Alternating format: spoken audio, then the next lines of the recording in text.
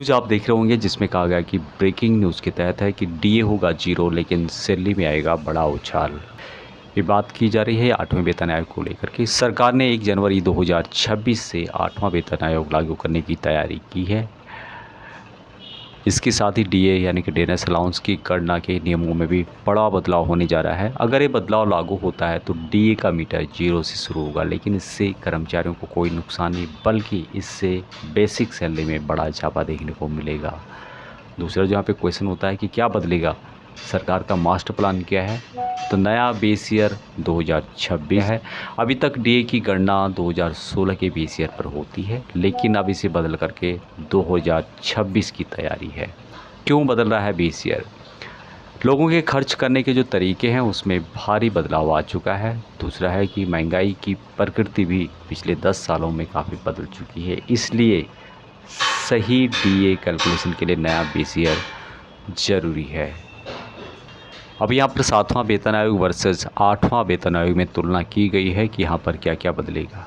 Base year जो 7वां वेतन आयोग का रहा है 2016 रहा है, और 8वां वेतन आयोग का 2026 होगा।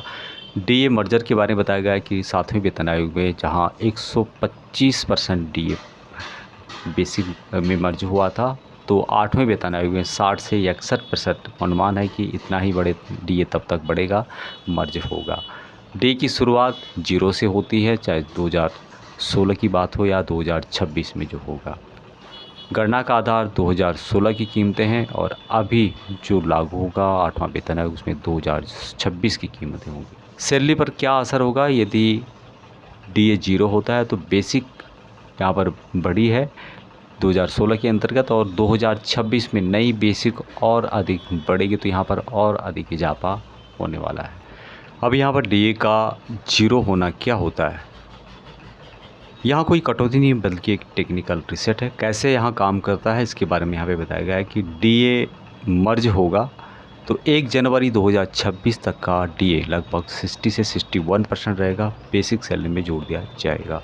डीए रीसेट होगा, उसके बाद डीए की गिनती दोबारा 0 से शुरू होगी, और उसके बाद है कि बढ़ेगी नई सैलरी, और उसमें मिलने वाला डीए नई और ज़्यादा बेसिक सैलरी पर कैलकुलेट होगा। तो जो भी सरकारी कर्मचारी हैं, पेंशनर्स हैं, उनको यहाँ पर ज़्यादा फ़ायदा होने वाला है। यदि जीरो उदाहरण के तौर पर समझें कि 2016 में 7वें वेतन आयोग के समय भी 125% डीए मर्ज किया गया था, और डीए को फिर से 0% से गिनना शुरू हुआ है। इसी प्रक्रिया को अब 8वें वेतन आयोग में भी दोहराया जाएगा। आपकी सैलरी पर इसका क्या असर पड़ेगा, ये सबसे इम्पोर्टेंट प्रश्न है कि जो भी पेंशनर्स हैं या फिर सरकारी कर्मचारी हैं सेंट्रल गवर्नमेंट के, उनकी सैलरी पर इसका क्या असर पड़ने वाला है। तो नई बेसिक सैलरी ज़्यादा होगी। दूसरा है कि डीए का कैलकुलेशन उसी पर होगा, तो हर बार डीए बढ़ने पर सैलरी में बड़ा इजाफा होगा। कुल मिलाकर के लंबे समय में ज़बरदस्त फ़ायदा आपको मिलने वाला है। अभी 8वां वेतन आयोग कब होगा, हालांकि हम सब जानते हैं, फिर भी है कि 15 से 18 महीने में सिफारिशें आ जाएंगी, और लागू होने की तिथि है 1 जनवरी 2026 से लागू होने की पूरी संभावना है।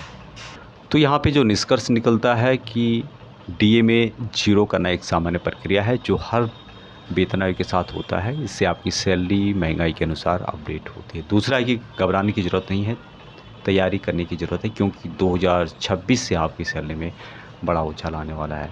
अक्सर जो कुछ क्वेश्चन यहाँ पर पूछे जाते हैं लोगों के द्वारा, या डाउट होता है कि क्या बेस ईयर बदलने से सैलरी घटेगी, तो इसका आंसर है कि नहीं, बल्कि आपकी नई बेसिक सैलरी ज़्यादा होगी।